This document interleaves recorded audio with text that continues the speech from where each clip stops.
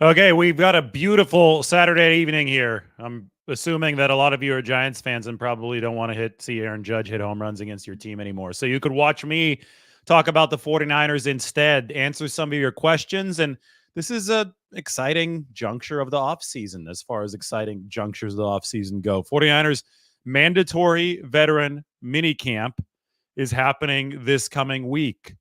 Tuesday and Wednesday, and then the 49ers will ride off into the off season. But the key word here is mandatory. You have to show up or you get fined. OTAs have been voluntary, so it's a lot of players that we haven't seen yet. A lot of high-priced veterans that we haven't seen yet, as is custom for OTAs. Some of it might be contractual, some of it definitely isn't. Trent Williams, for example, he hadn't been at OTAs. That's not a contractual issue. With Brandon Aiyuk, probably is. With Christian McCaffrey, who knows? But it seems that it's not, but it kind of is based on some of the reports that we've seen. Either way, all these guys will likely be in the building this week because it moves from voluntary to mandatory. So there's always some electricity surrounding the mandatory minicamp, especially with a guy like Brandon Aiyuk. You're wondering, what's his demeanor going to be like? What's he going to do on the field? The answer to that is probably nothing. When Deebo Samuel and Nick Bosa both attended mandatory minicamp over the past 2 years while they're dealing with their contract situations, they didn't partake in the 11-on-11 drills. They might do some working out over on the side, but I highly doubt that the 49ers will toss them into actual activities, 11-on-11 activities, especially if they haven't had the OTAs prior to this to warm up. But still, we probably will see them. And if we don't see them, well, then that will be a story over the course of this week.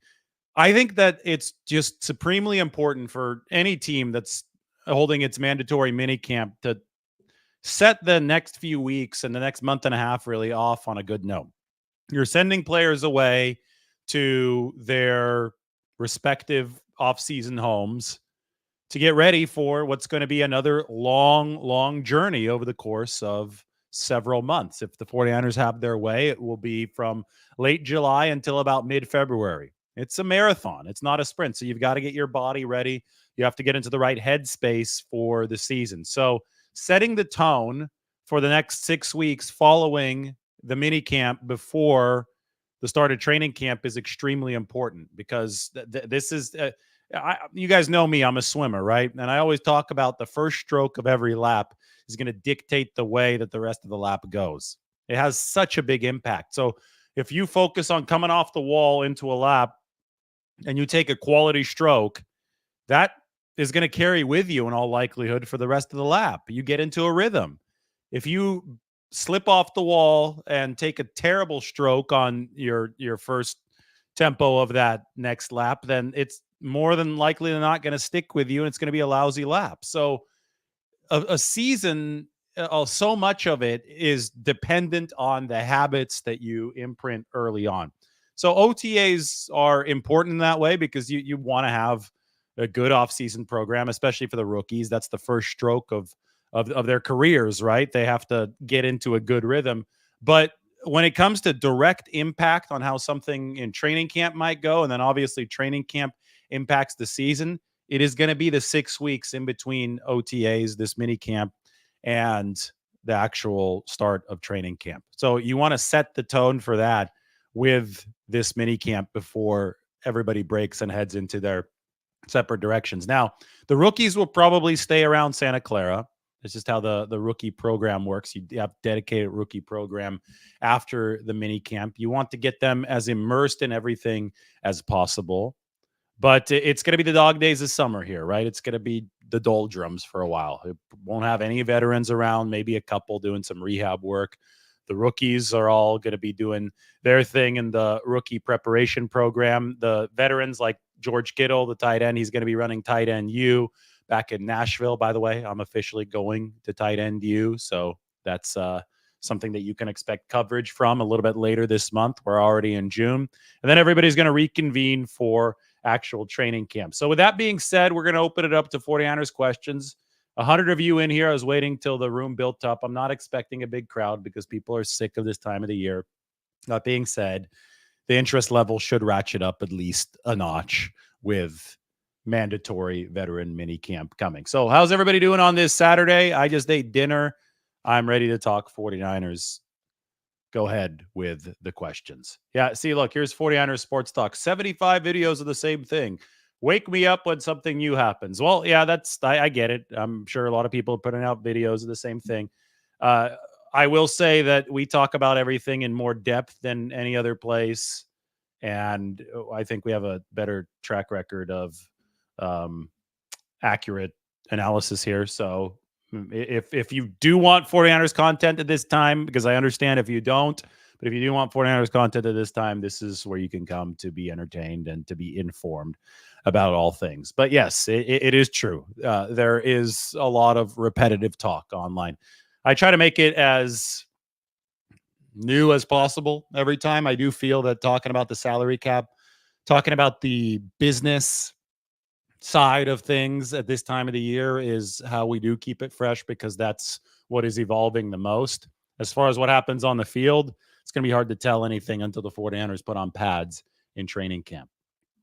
I don't think that Danny Gray has looked bad at all at OTAs, but again, it's just OTAs. And one of the main issues with Danny Gray is physicality. We know that he's fast, but can he get out there and block? Can he get out there and be the type of receiver that the 49ers need him to be? And I'm sorry, those questions aren't going to be answered during OTAs. Training camp is going to be maybe Danny Gray's final shot with San Francisco to really make something happen, given how competitive that receiving room is lined up to be. What's the best Bay Area stadium, in my opinion? You can't beat Pac Bell Park. And those of you who don't know what Pac Bell Park is, you're a bandwagon fan. You haven't been around long enough. Those of us, and I hate to call myself old school, but maybe I am. I mean, who knows what Pac Bell Park is before I say it? Give me a thumbs up if you know what Pac Bell Park is. Don't look this up. Give me a thumbs down if you don't. I'm afraid some people will be afraid to show their faces if they give this a thumbs down. So we'll probably see more thumbs up than thumbs downs in the comment section. But I think the best stadium in the Bay Area is Pac Bell Park. Good. We have one thumbs up. Somebody in the know. Now, I had this discussion in person with somebody the other day. This is amazing. Pac Bell SF Demons season ticket holder. So I think that the people that are commenting know what Pac Bell Park is, but Andrew H had to look it up. I'm going to be a good sport here. Andrew's awesome, so we'll let Andrew admit that he looked it up. Don't give Andrew a hard time. We got some thumbs down. I'm glad people aren't afraid to put thumbs down. Pac Bell Park is now called Oracle Park. It is the home of the San Francisco Giants. I was just there last night, as you've seen through some of the videos. It is, I think, hands down the best outdoor sporting venue in North America. I won't say the world, because I don't know what the rest of the world has to offer. But here you guys go. And I'm going to fast forward just so you could see some of the view. That's Aaron Judge hitting a home run. I think he hit another one tonight. Look at this. I mean, that's the Bay, and then you're going to pan to the left, and you'll see downtown San Francisco on the side and the skyline. I don't think that it can get much nicer than this. And this is where Barry Bonds hit home runs into the water.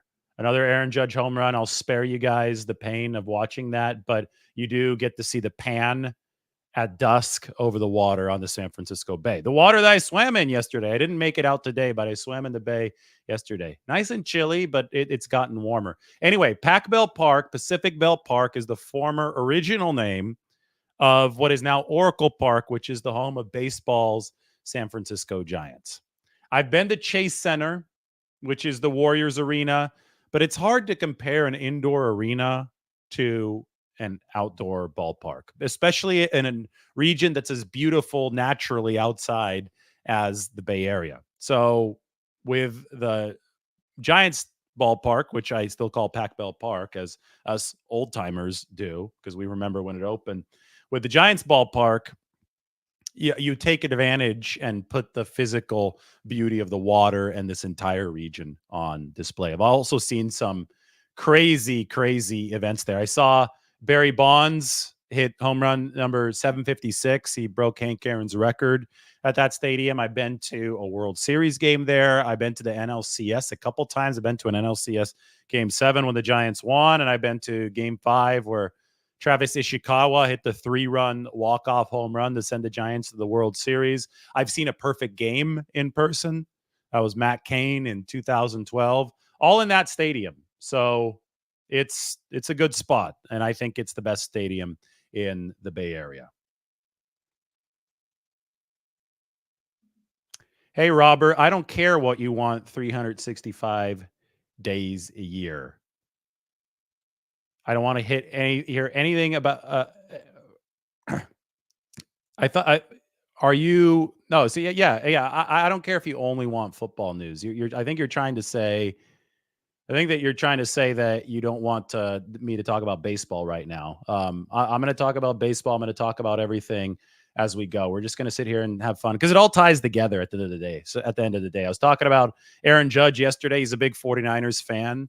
I get it. There is a lot to go over, and I'm happy to answer your questions there. But we're going to pause and we're going to talk about ballparks and we're going to talk about food and we're going to do all that kind of stuff regardless. I appreciate the comment, though. Jonathan Sanchez in a no-hitter. That was fun. That was, I think, 2009, right? That was before the Giants won all the World Series. Yeah, see, we want to break in between the monotony of the offseason. There is a lot to go over with the 49ers, but I feel that I have gone over everything, and I'm happy to go over it again. But sometimes when we go over stuff, we want to put it into the larger context of what's happening, especially in the Bay Area sports scene. And sometimes in the world scene, when I was talking about the Czech Republic winning the Hockey World Championship last week. Oh, that's too bad. I'm sorry. Robert is not feeling well. So I apologize.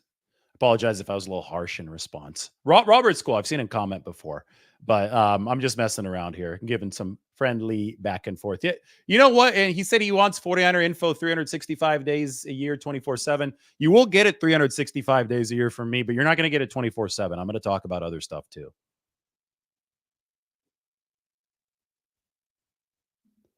I think we just had a big misunderstanding. That's actually kind of funny. So let's all wish Robert a chance to feel better here. He said he's not feeling well. I don't think that Tashawn Gibson has formally retired. So he's still out there. And last I checked, he's staying in shape. This was according to John Lynch at the owners' meetings a couple months back.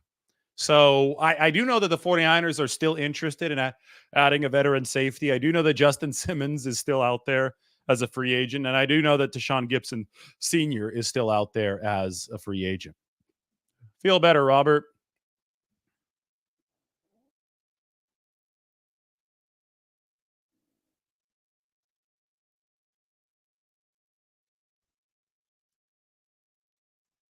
Dante asks about Kalia Davis. He's excited to see Kalia Davis get some opportunity to show what he can do. Who's my favorite defensive line player to step up this year? Kalia Davis is somebody that the 49ers could really use a third-year surge from. Because, I mean, they're just precariously thin again at defensive tackle. I'm going to open up the depth chart for you so you can have a look as we talk about this. But this is a really good question that I think is worth answering in some detail. So here you go. Defensive tackle is right here. Malik Collins, Javon Hargrave at the top of the room. Jordan Elliott, free agent pickup from the Browns, is also going to be in that rotation. Kevin Givens, he's been in the rotation year in, year out, but we all know who Kevin Givens is. I don't think that there's going to be much upward or downward mobility there. It's Kalia Davis who has a chance to threaten Kevin Givens for a spot in that rotation. They've got depth in the room with T.Y. McGill, and that's veteran depth, somebody who can give them a decent floor in case they start to get thin with injuries again. And, you know, if you're going to ask me who might be somebody that can step up and really deliver and crack that rotation for the 49ers. Evan Anderson is still a rookie. He's an undrafted free agent, so he might still be a project that the 49ers, develop pass rushing skills with on the practice squad this year. But Shaquille Brown is a player who they really liked coming out of the draft a couple years ago. He signed with Tennessee as an undrafted free agent over the 49ers. He signed elsewhere, but he got hurt early in the season. He was recently released, so the 49ers were able to swoop in and pick up Shaquille Brown, who looks built. I mean, he is muscular. This is a guy who, I mean, he's very, very strong. I think over 30 reps on the bench press when he came out of college. He's somebody that's going to be able to push Kalia Davis and Kevin Givens in the competition for one of those rotation defensive tackle spots. And I think, depending on where Evan Anderson is when pads come on, the rookie will also be able to make some noise. But I think somebody who's already been in the league for a year, who's acclimated with how things work, even though he was hurt, like Shaquille Brown, may be very interesting on that interior defensive line.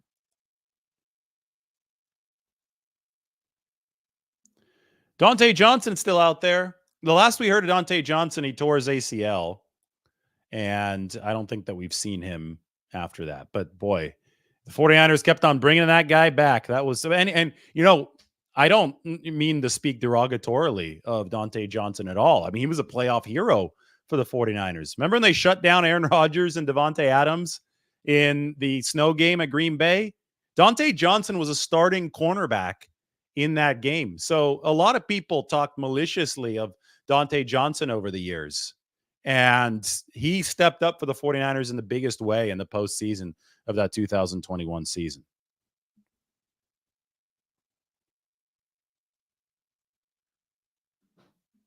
How do I feel about time stamping videos? Give Mike the idea. This is Mike's expertise. So, Mike, if it improves SEO and drives traffic, why don't we do it? Why don't we start time stamping videos? That'd be cool.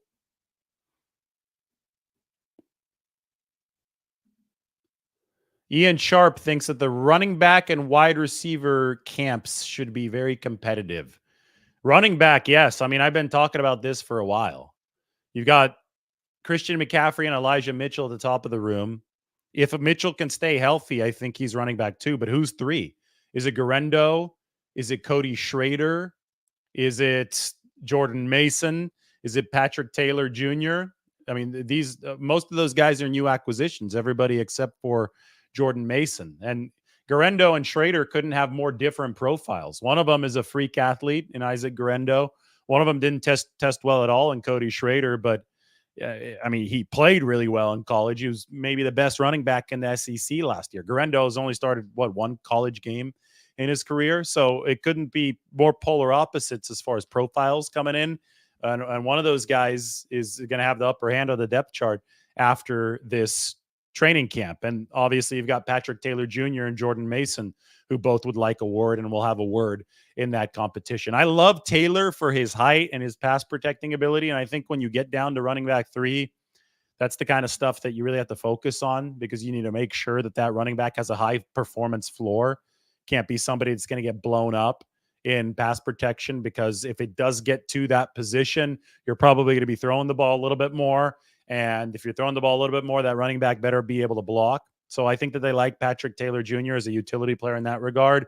Special teams is going to be really important. Remember, this is all, I don't want to say guess and check, but there's going to be a lot of trial by error as far as the new kickoff return rules go. What kind of players do you want returning? What type of skill sets do you want in on that job? And what type of skill sets and size profiles do you want in on the blocking and the coverage units of this new kickoff rule? And when we're talking about the competition for running back 3 and even the competition for receivers toward the back of the room, then that kickoff rule and those special teams duties are absolutely going to factor in.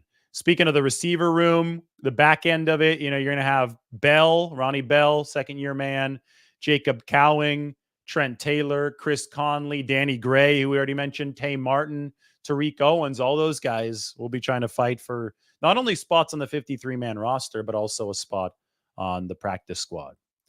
Being Butterfly thinks that Deommodore Lenoir is going to have a great year. I think he's already coming off a really good one. Do they extend Diamond Lenore before this season starts? Tomorrow, the 49ers pick up officially over $18 million in salary cap space. I'm not saying they're going to use that to extend or sign anybody immediately, but it's just one of those inflection points of the offseason. And since I was talking about money already with Diamond Lenore, I figured I'd mention it. But Eric Armstead was a post June 1st designation as a release, and that means that the 49ers were still owing him some money and on the cap, on the salary cap, not physically.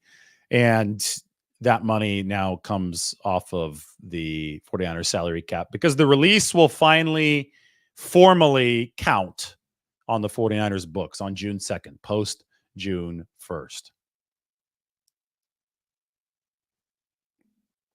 Some special teams coaches are saying they might get specialized kickers for the new punt returns, kickers that can tackle.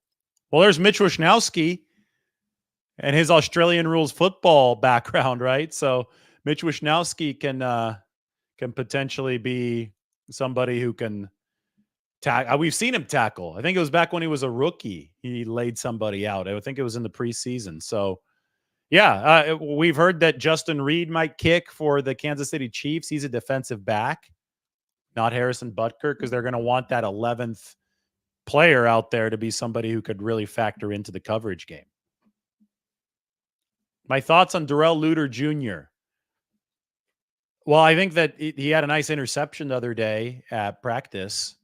I think that he is going to need to show out at training camp because it can be pretty easy to get buried on this roster of cornerbacks that the 49ers have if you don't show up. Charvarius Ward, Isaac Yiadom, Diamond Lenore, who we already talked about, Rock Ya-Sin, obviously the second-round pick, Renardo Green. Listen to this on Renardo Green, by the way, and I'll get back to Darrell Luter Jr. And I just put this up on Twitter, so I think that I'll go ahead and take a screenshot of it and share it with you guys. Renardo Green was up to the challenge last season, and I would say over the past 2 seasons at Florida State. Look at this right here. They gave him some tough assignments with the Seminoles, including matchups versus 3 first-rounders in 2023. Malik Neighbors, Brian Thomas Jr., and Ricky Pearsall. Ricky Pearsall of the 49ers. Against those 3 guys, Renardo Green saw 60 snaps, coverage snaps, and he allowed only 5 catches. He had an interception after Malik Neighbors fell down against LSU, and he allowed a passer rating of only 28.7. So Renardo Green was the real deal in college. That's 3 first-round picks, Neighbors, Thomas, and Pearsall, that he saw really, really significant success against. So anyway, when we talk about Darrell Luter Jr. and we look at the DB position, especially the cornerback position, which I've highlighted here, he's got to make sure that, he's on the left side of this delineating line so he makes the 53-man roster. So he's got to hold off guys like Ambry Thomas, Samuel Womack, and Kamon Hall this year, which I think he'll probably be ahead of those guys.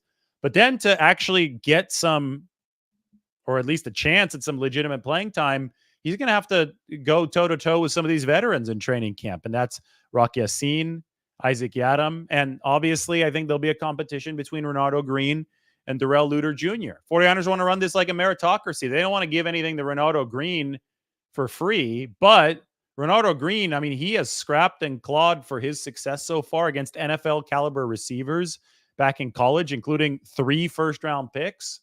So look out for him as you track how Darrell Luter Jr. does.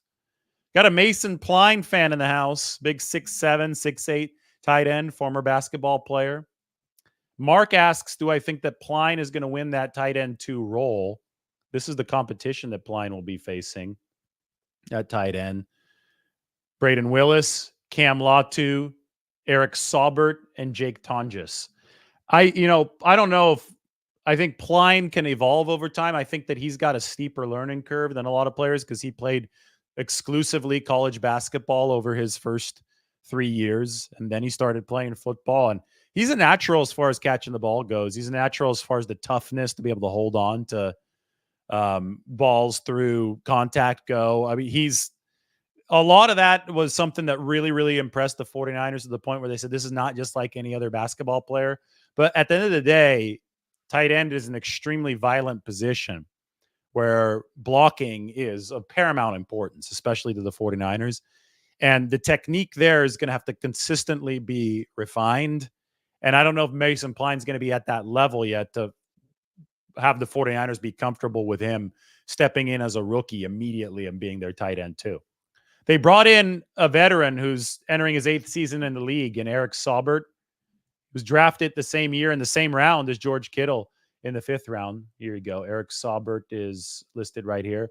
Braden Willis, toward the end of last season, was playing a lot of important tight end snaps for the 49ers behind Kittle and Charlie Werner. So for the time being, I have Braden Willis graduating to that tight end 2 spot, but I think that if the 49ers want a little bit more of a receiving threat, Eric Saubert will win that job. I can't give Cam Latu anything until he proves it. Cam Latu still isn't practicing yet, coming off the knee surgery from last year. So probably back at training camp. He dropped a lot of passes at last season's camp. He's going to have a mental reset, and he's going to have to show that he's an actual contender for this. So the tight end room for tight end 2 also wide open. Ian Sharp says Latu gets another chance. Of course he does, as he should. He should get another chance. But this time the clock is really ticking for Cam Latu.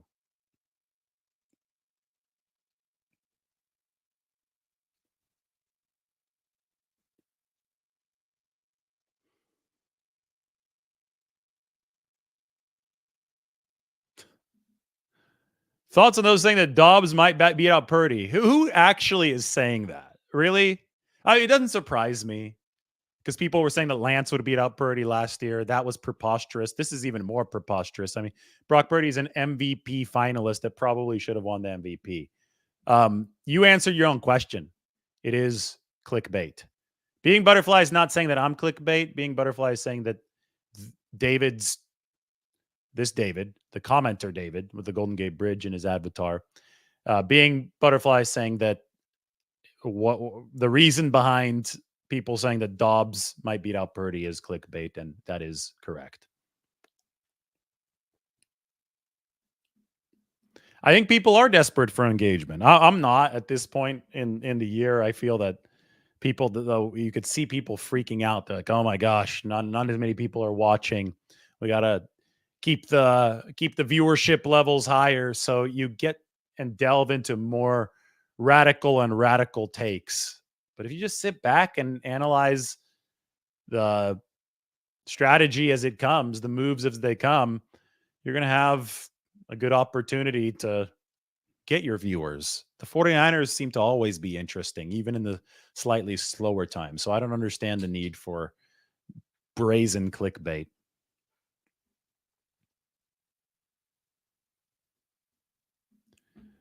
You think it's more chill in the off season? Maybe you haven't been following along long enough. Sometimes it's not chill in the off season at all. But I see what you mean. Right now, as we speak, it is a little bit more chill. Andrew says, I haven't seen anyone talking about Dobbs starting. I must have all the right people blocked. Yes. And by the way, I got a lot of you guys send really good football knowledge into the comment section. Andrew H is one of those people. And yes, you have blocked the appropriate people, I would say. Thank you, Being Butterfly. You're also a great commenter.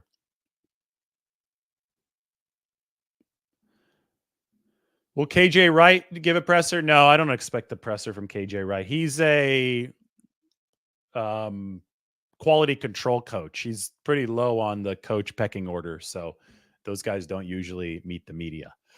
But from what I've heard, KJ Wright has potential to be a really good coach. And if that's the case, I would expect him to climb the ladder and be at our assistant coach availabilities in the future.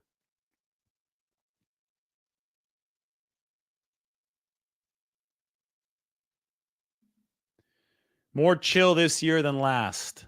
Last year was awful, so toxic. Yeah, last year was terrible. Last year was a lot of people just refusing to acknowledge that Brock Purdy was really good for no good reason. And they've kind of been forced to admit defeat on that because the truth was really obvious. And it was even obvious. It was obvious even before Brock Purdy returned because of the resume that he had put on tape in 2022. He obviously had to show that he could return at full strength. That was the only qualifier of last offseason. And he did. And I think he returned stronger. And I think that's really impressive. And I think that the 49ers have their guy. David says, I'm pumped for the season. Lots of new faces with something to prove and a QB that's on the rise. The future is bright. I think the future is bright, and it's really interesting for the 49ers because I think there is probably going to be some real turnover in the future. But the way that they've constructed this team, they've built it in a way to where if core A-listers are performing, and that means through both availability and obviously on-field production, they've financially structured this within the context of the rising salary cap. It's getting a lot bigger every year to be able to keep those guys around. Throughout the entirety of this regime, the B-listers have cycled in and out, right? They've cycled through the program because that's who the 49ers have decided they can't afford to pay so they can stay salary cap sustainable. We saw an A-lister this year leave in Eric Armstead, but it was because of concerns about his availability. He had missed 13 games over the past 2 seasons, and the 49ers couldn't afford to pay him at the original rate. So he's now with Jacksonville. I think that's a sign to the 49ers as they pay more and more guys with Brock Purdy looming to receive his contract next. I think it's a sign when we look at the Armstead situation that they're going to have to really, really be judicious about where they spend their money. That players who are not giving them the return that they need, the efficient return that they need for their buck, those are the players that the 49ers are going to have to either ask to take a pay cut or jettison altogether, as was the case with Armstead because they couldn't agree on the level of pay cut. So the 49ers have to remain very, very financially savvy so they can continue employing all of the A-list talent that is consistently available on this football team, because that list is growing, especially with Brock Purdy in line to receive that new contract next offseason. So yeah, Purdy and the talent that's in the building should create a lot of optimism for the 49ers and for their fans. But there should also be a lot of intrigue because there's a ton of pressure on these players to make sure that they keep a spot in the building. Because when you have a roster this strong and a salary cap situation that's getting this much tighter, there's not a lot of room for wiggling around. And that means that the 49ers are going to have to, they'll be cutthroat with this, kind of like the Bill Walsh 49ers were in the 80s. And that was before the salary cap, right? So I am buckling up, and I'll cover this to the very best of my ability as we move forward.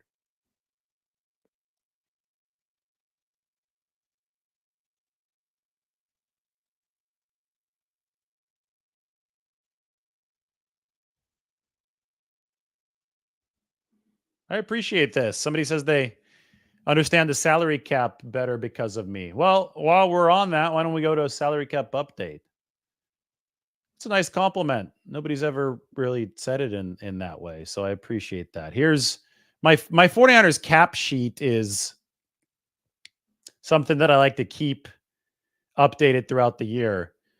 Now, you'll notice they have about $25 million of salary cap space on over the cap because that's the off-season accounting. This is the in-season accounting, which is obviously more significant in the long run.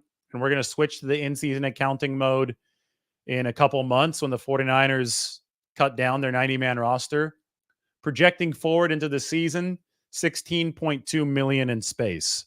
Remember, whatever the 49ers do not use, they can carry over into the following season. So it's vital to look at this in the big picture from year to year. Thank you. Appreciate it. All right, more questions. I'm ready for more. Franny points out that Brock Purdy wasn't even able to practice at this time last year. Donald thinks that the O-line and run defense are still problems. But, I mean, they've taken moves to try to address both of those issues. So we can go back to our 49ers 90-man depth chart and really look in depth at what the 49ers have tried to do. But the 49ers offensive line, by the way, new acquisitions are either in teal or green. Green are rookies. Teal represents veteran acquisitions. Offensive line, Dominic Puni, he's immediately going to be competing for a starting job at maybe at that right guard position with Spencer Burford and John Feliciano. Now, there's a chance that Feliciano plays center for the 49ers, in which case they might upgrade 2 positions on the interior. So the offensive line, they've got 4 new offensive linemen, and at least one of them is going to be a serious player for early playing time. So we'll see if the offensive line starts to trend back in the right direction, especially as far as pass protection goes with Dominic Puni. As far as run defense goes, that's something I covered really closely last year. And I mentioned that the 49ers had dropped to number 26 in EPA against the run. Look at all the teal on the defensive line here. Those are new players. Malik Collins, Leonard Floyd, Jordan Elliott, Yetur Gross-Matos, and then Shaquille Brown over here along with Evan Anderson. I really think the 49ers miss the fire hydrant defensive tackle type like DJ Jones. I think that his departure after 2021 directly correlated with a drop in run defense. Last year's drop was really big. Hey, last year's drop led them to make major moves. First, they fired the defensive coordinator, Steve Wilkes, because that run defense was not what was going to set the 49ers up for big time success. But then they let free agents walk. Chase Young, Javon Kinlaw, guys like that those guys walked, and they were able to replace them with players who they believe are going to be better against the run. Malik Collins, who's played in the system under DeMeco Ryans at Houston. Leonard Floyd, this is a new kind of fit for him, but he got a little ready for it last year, putting his hand in the dirt about 50% of the time with Buffalo, as opposed to being a solely 2-point stance guy. But Floyd, he's a really good pass rusher. He's long. He's built more like a receiver, but he's surprisingly stiff and good against the run. You'd think that a guy with that lighter body type would get washed out of there a lot, but Floyd fights. He's tenacious. He knows how to contort his body, take angles. I'm not saying he's going to be a premier run defender for the 49ers, but his ability to set an edge, his ability to make tackles whenever the run does come toward his side of the football field, that was something that the 49ers considered when signing him to a 2-year contract. We'll see how Jordan Elliott fits into the scheme. He was a defensive tackle. He actually started for Cleveland last year. He's not going to be a starter for the 49ers. Should be a rotational guy. And Yetur Gross-Matos, I think they really believe is somebody who can help them against the run because he can play both outside and inside. They see his body type as an Amenahu, as an Arden Key, somebody that can jostle at both of those positions. Now, I really am excited to see Shaquille Brown and Evan Anderson, 2 bigger interior bodies, but we're just going to have to wait because the run defense was a problem for multiple reasons. They've tried to address multiple of those reasons, but the biggest question mark I still have is that interior, the defensive tackle position. I do think that you naturally get better on the exterior. I mean, Chase Young, especially by the time the playoffs roll around, he was really struggling to set edges and pursue in the run game. So I think on the exterior with Leonard Floyd, you have a definite upgrade already.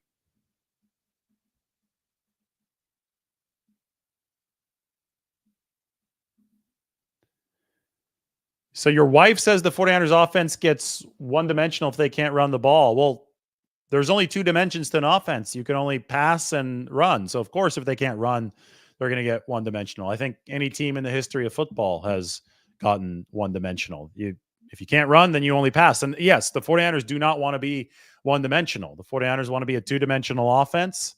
And to do that, they have to be able to run. Now, passing to set up the run helps, right? If you get a stacked box against you, you need to be able to loosen it up, and you do that through throwing the football. That should, in turn, open up the run game. And then you start running the football, and then opponents have to come down and defend the run. And if they do that, then you have to pass to loosen it up again. So it's give and take, back and forth to be able to stay as a 2-dimensional offense.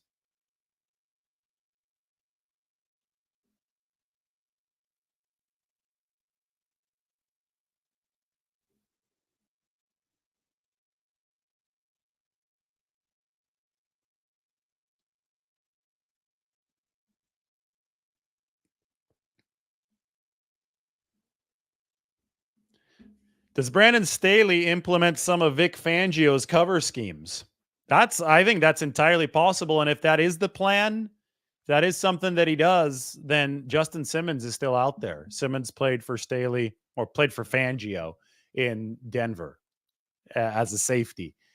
Fangio's cover schemes netted the 49ers quite a bit of success about a decade ago. And they're trying to diversify what they do on the back end. They don't just want to beat Seattle style cover three. They've already have evolved over the years, right? We have seen the 49ers play more man coverage over the years. Last year, when they brought Steve Wilkes in, the hope was they'd also be able to, in that situation, evolve as a defense, especially on the back end. The problem is they weren't able to tie it together with what they were already doing. I think the 49ers are set in their ways with the four-man front and the wide nine with Chris Kasarik. So whatever coverages they do run need to fit with that front. But they have brought in Leonard Floyd, who's played in the three-man front, outside linebacker before. Of course, 2-point stance, doesn't have that third hand of the dirt. They're going to be asking him to evolve his game. He already did part of that evolution with Buffalo last year. And, with the players they've brought in up front, they have guys who have worked with those Fangio-like defenses in tying the rush and the coverage together, right? With Floyd played under Vic Fangio for the Chicago Bears, but you all of that is everything is predicated on all 11 working together. So whatever Brandon Staley implements is going to depend on the personnel that he has, because he can't try to fit a square peg in a round hole.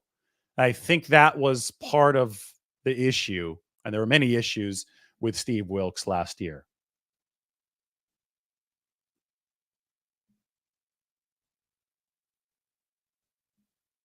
What away city am I most excited to visit this next season?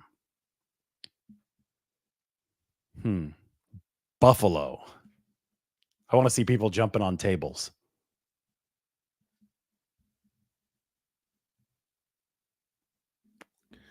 So this is a good comment. You like the videos I do while walking around? I'm going to do more of them. Don't worry. It's just been so windy in San Francisco the last couple of days, to the point where it's like, geez, I'm walking and I tried to start recording something and all you would hear is wind interference. And no, you can't just get a mic sock. The wind is still going to be the wind in the mic. So I've opted for staying inside a little bit. Today, I made a video from what I was doing outside. I think I played it on the show earlier, but I could get this video up again. So I can give you the version of showing you stuff going around in the city. We'll fast forward because I've already shown you the ballpark. This was from last night, but I could give you the walk at the end through the ballpark. These are Candlestick Park seats that are coming up. 49ers used to play there. So did the San Francisco Giants. Right along the shores of McCovey Cove. This was my breakfast burrito from today. This is from the Beanbag Cafe. This is in Nopa, short for north of Panhandle. Panhandle is connected to Golden Gate Park. So I've always thought the Beanbag Cafe had a really good breakfast burrito. This was the actual Panhandle. This at one point was going to be a freeway, but San Francisco had in the 70s what they called, or the 60s, I believe, the freeway revolt. And they did not allow them to build a freeway through this beautiful green area to Golden Gate Park. And that plaque is there to commemorate the fact that this is not a freeway.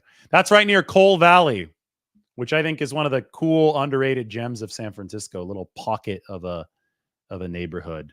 The Cole Valley Tavern. That used to be called the Kezar Tavern. It's actually near Kezar Stadium where the 49ers used to play. As you can tell, absolutely gorgeous day, but trust me, it was a little on the windy side.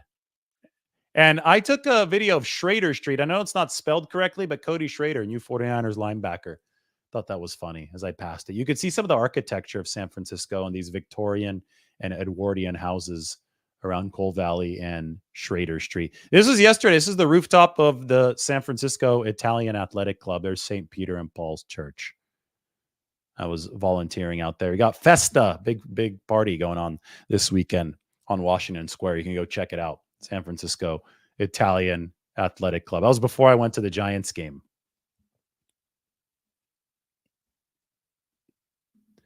I will definitely be doing more pregame stadium walks before games, pregame stadium tours. And I'll try to bring the gimbal along. We'll try to make them as stable as possible. I get it. The lives from my phone tend to be a little bit on the shakier side because it's hard because it doesn't have the stabilizer in it. So we'll bring the gimbal. We'll try to do some fun stuff in that regard. I have done a video while swimming in the bay, and this is the camera that I use. So, but it's broken right now. So I think I got to send it in for repairs. I'm going to use the gap in between minicamp and the start of training camp for this kind of stuff. I'm going to try to send this in for repairs. This right here detaches, as you can see. The camera comes out. This is waterproof. Okay. And I have a magnet, which is, I don't know where my backpack is. It's back there. But there, here, maybe I can reach it. Yes, I can. So I have a magnet. I believe it's in this backpack. Just showing you guys. I'm sure many of you have seen my actual videos that I do from San Francisco Bay while I'm swimming. And you're probably wondering how I get a camera out by Alcatraz or the Golden Gate Bridge. So I have this. I put this around my neck. And then I have this camera. I detach the actual camera from the body. And this is a really strong magnet, as you will see here. So this will not come off. It's good.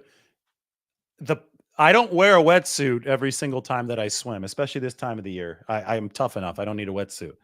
When it gets toward the winter months, yeah, it's a little bit harder. But when I do have a wetsuit on in the colder weather months, I just can tuck this under the wetsuit and we're good. And then whenever I need to do a video, I pop this out and I hold this and we do the video.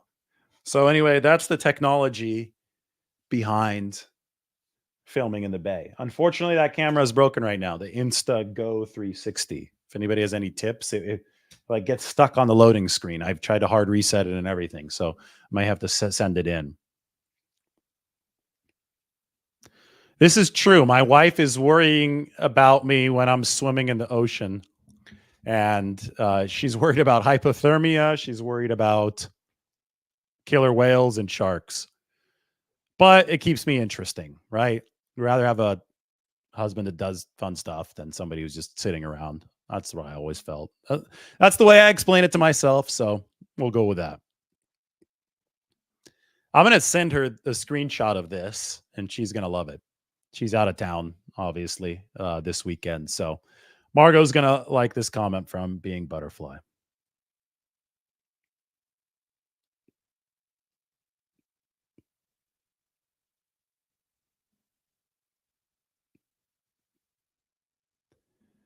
This is true.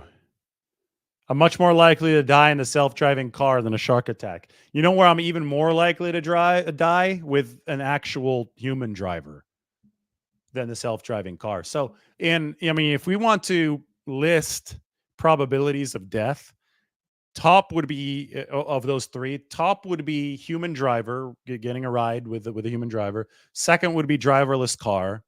Third would be swimming in the bay. That's how I look at it with a shark.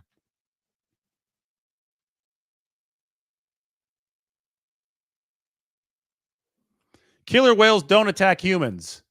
Usually, says Ian Sharp. Now, usually is kind of the qualifier there that freaks people out. So you can't say it absolutely. You could say usually they don't attack humans. So we're going to have to hope that stays true, won't we?